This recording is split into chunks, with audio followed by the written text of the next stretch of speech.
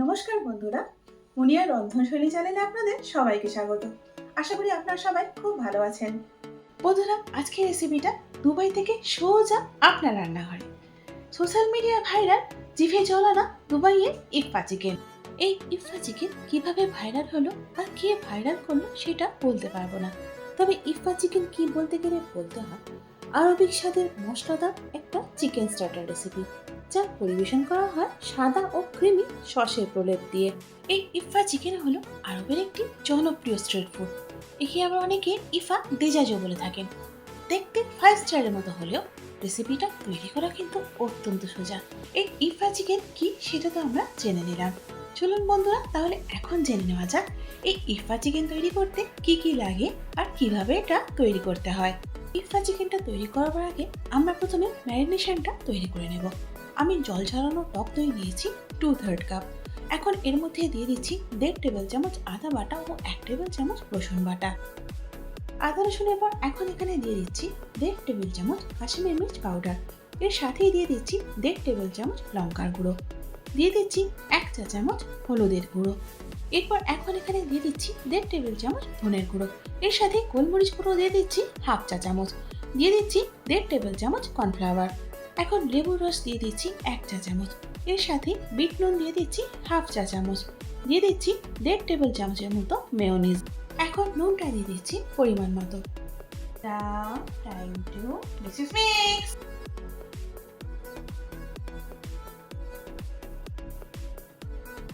আমি গরম মশলাটা দিতে ভুলে গেছিলাম। এখন এখানে দিয়ে দিচ্ছি 1 চা চামচ গরম মশলা গুঁড়ো। দিয়ে আবারও একবার ভালো করে মশলাগুলো মিক্স করে নেব। এখানে চিকেনের ম্যারিনেশনটা রেডি হয়ে গেছে। চলুন এবার একটু দেখিয়ে দিই এখানে এই রেসিপির জন্য চিকেনটা কেমন লাগবে। বন্ধুরা, এখানে আমি দুটো থাইয়ের পিস নিয়েছি আর পিসগুলো একটু করে চিড়ে দিয়েছি যাতে করে মশলাগুলো চিকেনের ভিতর অব্দি যেতে পারে। আপনারা চেষ্টা করবেন থাইয়ের পিস নিতে। যদি একান্তই না হয় তাহলে পিসগুলো যেন একটু বড় বড় হয় সেটা লক্ষ্য রাখবেন। এবার ম্যারিনেশনের জন্য যে মশলার পেস্টটা আমরা রেডি করেছিলাম সেটা চিকেনের মধ্যে মাখিয়ে নেব। বন্ধুরা, আপনারা একটু ভালো করে লক্ষ্য করুন। দেখুন চিকেনের যে অংশগুলো আমি কাট লাগিয়ে নিয়েছি সেগুলোর মধ্যে ভালো করে মশলাগুলো কিন্তু একটু লাগিয়ে নিচ্ছি যাতে করে মশলাগুলো ভিতর অব্দি চলে যায়। এভাবে করলে চিকেনটা যেমন সফট এবং জুসি হবে তেমনি খেতেও অনেক সুস্বাদু হবে। থাই পিসগুলো দুটো দিকেই মশলাটা খুব ভালো করে মাখিয়ে নেব।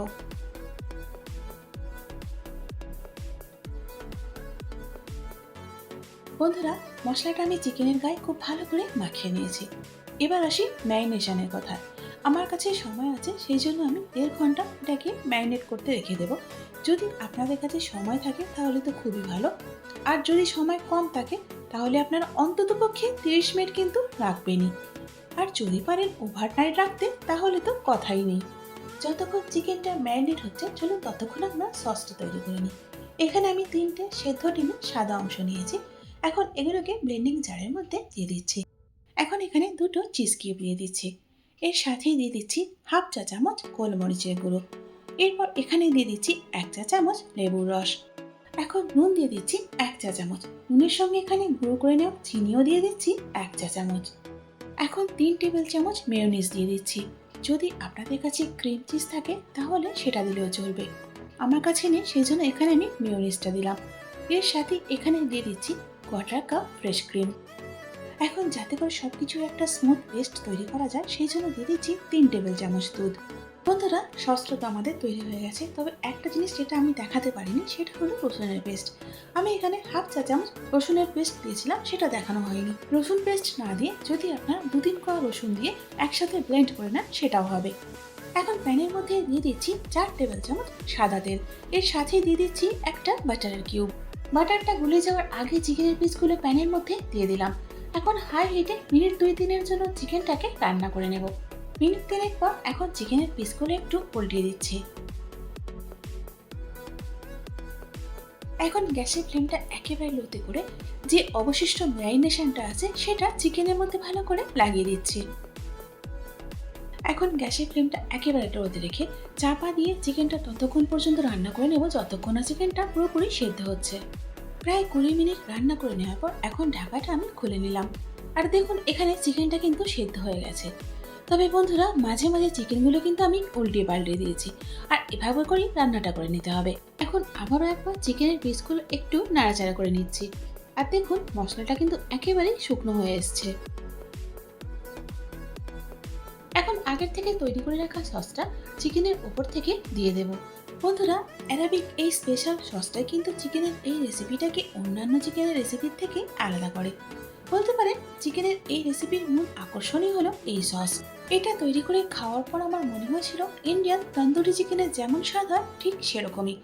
বন্ধুরা, আপনারা আমাকে একটু জানাবেন তো, এটা খাওয়ার সাথে সাথে আপনাদের ইন্ডিয়ান কোন চিকেন রেসিপির কথা প্রথম মনে এলো?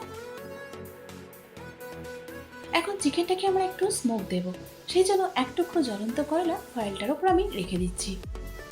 এখন কয়লার উপর থেকে দিয়ে দিচ্ছি একটুখানি ঘি। ঘিটা দেওয়ার সাথে সাথে চাপাটা দিয়ে দেব। আচ্ছা, একটা কথা বলি বন্ধুরা, এখানে সসটা দেওয়ার পর এখন গ্যাসটা কিন্তু আমি বন্ধ করিনি। স্মোকটা দিয়ে সসটার সঙ্গে আরও মিনিট দুয়েকের জন্য আমি চিকেনটা রান্না করে নেব। 2 মিনিট পর এখন ঢাকাটা খুলে নিচ্ছি। আর দেখুন এরপরে তৈরি হয়ে গেল আমাদের সোশ্যাল মিডিয়ায় ঝড় তোলা ভাইরাল ইফা চিকেন। তাহলে দেখলেন তো বন্ধুরা, কত সহজেই আর ঘরোয়া কয়েকটা সাধারণ উপকরণ দিয়ে তৈরি করে ফেললাম আমরা বাড়িতেই এই ইফা চিকেন। আর সেই জন্য কিন্তু এটা এত ভাইরাল। অ্যারাবিক মশলা এবং সসের জন্য এই ইফা চিকেন খেতে লাগে একদম 5 স্টার হোটেলের মতো। দুবাই এই ভাইরাল ইফা চিকেন যদি আপনারা একবার খান বন্ধুরা, তাহলে কিন্তু বারবার খেতে ইচ্ছা করবে। দেখতে যেমন এটা সুন্দর, খেতেও তেমন কিন্তু অসাধারণ।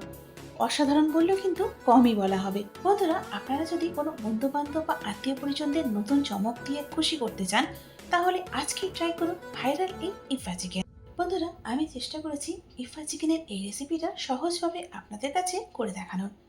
যদি আজকের এই ইফা চিকেনের রেসিপিটা আপনাদের ভালো লেগে থাকে, তাহলে একটা লাইক করে দিন, আর তারই সাথে বন্ধু বান্ধব বা পরিবার পরিজনের মধ্যেও শেয়ার করতে কিন্তু একদমই ভুলবেন না। আর এইরকমই যদি নতুন নতুন রেসিপি দেখতে চান, তাহলে আমার চ্যানেলটাকে সাবস্ক্রাইব করে আমার পাশে থাকুন। তার সাথে বেল আইকনটা প্রেস করে দিন, যাতে করে নতুন ভিডিও আপলোড হওয়ার সাথে সাথে নোটিফিকেশনটা আপনার কাছে পৌঁছে যায়। এতক্ষণ সঙ্গে থাকার জন্য অনেক ধন্যবাদ।